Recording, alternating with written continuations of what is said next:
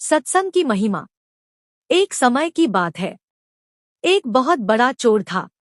जब वो मरने लगा तो अपने बेटे को बुलाकर नसीहत दी कि अगर तुझे चोरी करना है तो किसी महात्मा के सत्संग में, गुरुद्वारा, धर्मशाला या धर्म स्थल पर मत जाना कभी, इनसे दूर ही रहना। और दूसरी बात, अगर पकड़े जाओ तो मानना नहीं कि तुमने चोरी की है।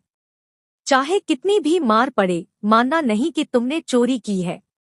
लड़के ने कहा कि जी सत्य वचन, मैं ऐसा ही करूंगा।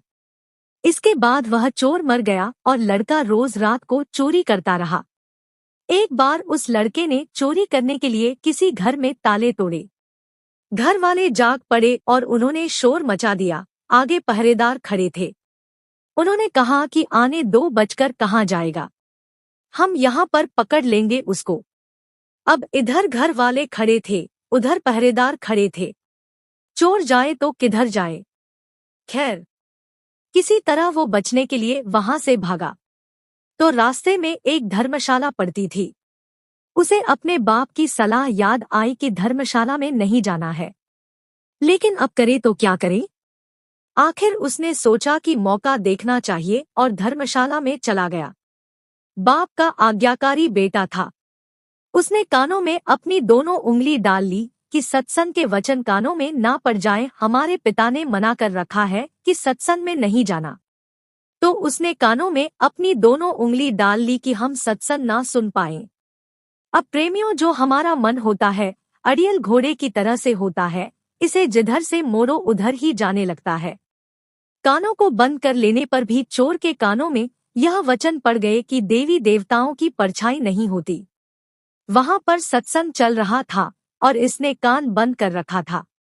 फिर भी उसके कान में थोड़ी सी आवाज आई कि देवी देवताओं की परछाई नहीं होती। उसके मन ने कहा कि परछाई हो चाहे ना हो, मुझे क्या। फिर मैंने यह वचन जानबूझकर तो नहीं सुने, अनजाने में सुन लिया। उसने अपने पिता को सफाई देते हुए मन ही मन कहा कि मैंने जानबूझकर नहीं सुना, ये ऐसे ही सुना गया मेरे कानों में। मैंने तो कान बंद कर रखा है। अब इधर घर वाले और पहरेदार पीछे लगे हुए थे। किसी ने बताया कि चोर धर्मशाला में है। धर्मशाला की जब जांच हुई तो वह चोर पकड़ा गया। प्रेमियों, उस चोर की पुलिस ने बहुत पिटाई की, लेकिन वह नहीं माना कि उसने चोरी किया है। और आपको बता दें कि उस समय यह नियम था कि जब तक मुजरिम अपराध न माने तो सजा नहीं दी जा सकती थी।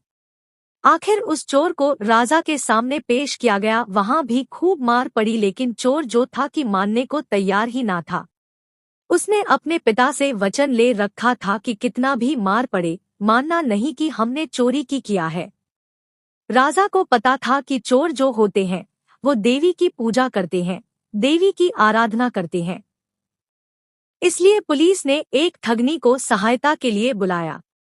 ठगनी को बुलाया गया, सारी बात बताया गया तो उसने कहा कि मैं मना लूंगी उसको, इससे कहलवा लूंगी कि इसने चोरी किया है। उस ठगनी ने देवी का एक स्वांग भेष बनाया, 2 नकली बाहें लगाई, चारों हाथों में चारों मशालें जलाईं और नकली शेर की सवारी की। चूंकि वह पुलिस के साथ मिली हुई थी, इसलिए जब वो आई तो उसकी हिदायत के मुताबिक जेल के दरवाजे कड़क कड़क कर खुल गए।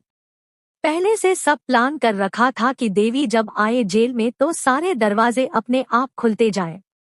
ऐसा ही हुआ। और जब आदमी किसी मुसीबत में फंस जाता है तो अपने इष्ट की याद करता है। इसलिए चोर भी उस समय देवी की याद में बैठा हुआ था। अचानक से दरवाजा खुल गया और अंधेरे कमरे में एकदम रोशनी हो गई। और उस ठगनी जो देवी का रूप बनाया था, देवी के रूप में ही एक खास अंदाज में कहा, देखो भक्त, तूने मुझे याद किया और मैं आ गई। तूने अच्छा किया जो तूने चोरी नहीं बताई। तूने अगर चोरी की है तो मुझे सच सच बता दे, मुझसे ना छिपाना। मैं तुझे फौरन आजाद करा दूंगी यहाँ से। चोर देवी का भक्त था। अपने इष्ट को सामने खड़ा देखकर बहुत खुश हुआ। मन में सोचा कि मैं इसको सच सच बता दूं।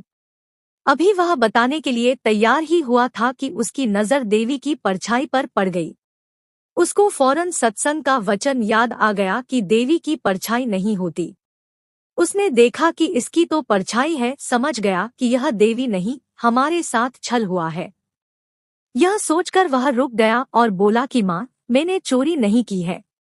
अगर मैंने चोरी की होती तो क्या आपको पता न होता? आप तो सर्वव्यापी हैं, आप तो सब जानती है। अगर मैंने चोरी की होती तो आपको तो पता होता ही। मैंने कोई चोरी नहीं किया है। अब ठगनी के कहने पर जेल के बाहर बैठे पहरेदार चोर और ठगनी की बातचीत नोट कर रहे थे। उनको और ठगनी को विश्वास हो गया कि यह चोर नहीं है। अगले ही दिन उन्होंने राजा से कह दिया कि यह चोर नहीं है, और फिर राजा ने उसको आजाद कर दिया। जब चोर आजाद हुआ तो सोचने लगा कि जब सत्संग का एक वचन सुना तो जेल से छूट गया। अगर सारी उम्र सुनो तो पता नहीं क्या क्या मिले मुझे। जब यह ख्याल आया तो रोज सत्संग में जाने लगा वह चोर।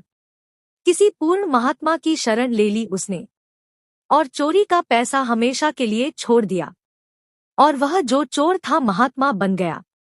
धर्म प्रेमियों, इसलिए कहते हैं कि सत्संग के बराबर न गंगा है, न यमुना है, और न ही कोई अन्य तीर्थ है। कलयुग में सत्संग ही सबसे बड़ा तीर्थ है। इसलिए आपसे हमारी विनती है कि सत्संग में हमेशा जाएं और जाते रहें। दोस्तों, वीडियो अच्छी लगी तो हमारे चैनल को जरूर सब्सक्राइब करें, वीडियो को लाइक, शेयर और कमेंट करें। Thank you.